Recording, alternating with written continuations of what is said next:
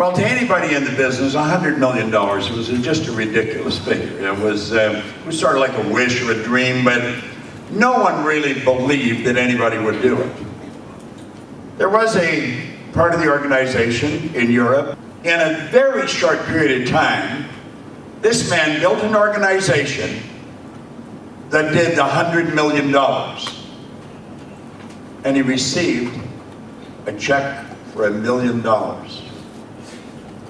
At the time, I think the company was about as shocked as the people were, because they really didn't believe anybody was going to ever do this, and no one has done it since. I had met this man very briefly. He had come to America, and he did what I have been teaching people to do for years, long before I had ever heard of him. I'm going to tell you, I was really impressed. So when someone does something like this, I think I'd probably look at it a little different. I know what it is to build an organization because I built a couple of them. And I know it's not an easy thing to do. And I know you really have to be focused. You have to get your mental game really on track. He asked me to write the foreword for his book. Quite frankly, I was flattered. Here's the book, The Basic Millionaire Spirit. See, that's where it's at. If you haven't got it inside, you're never going to get it outside. And he's got it inside.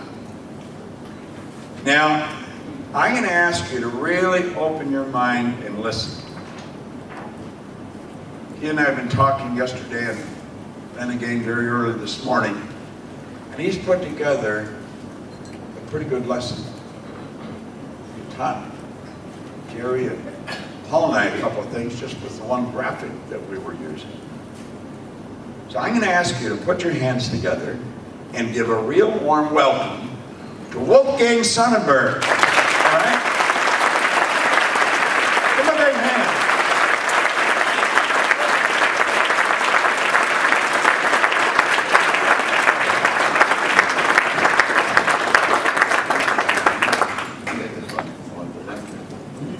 So, millionaire spirit, basic.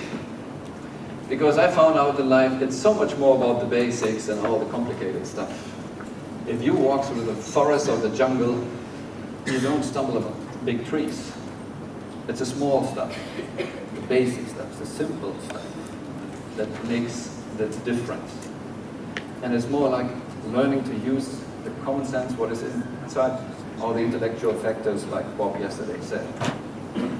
For example, I guess a lot of you heard already that banks in these last months and the last year wrote off billions.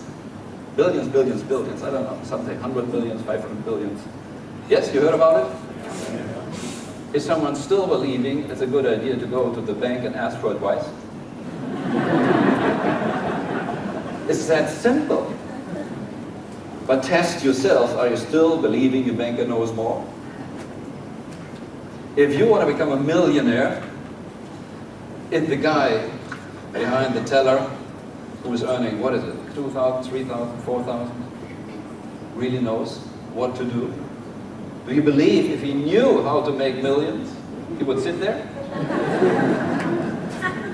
So just learn those simple questions. Ask yourself, and it makes it so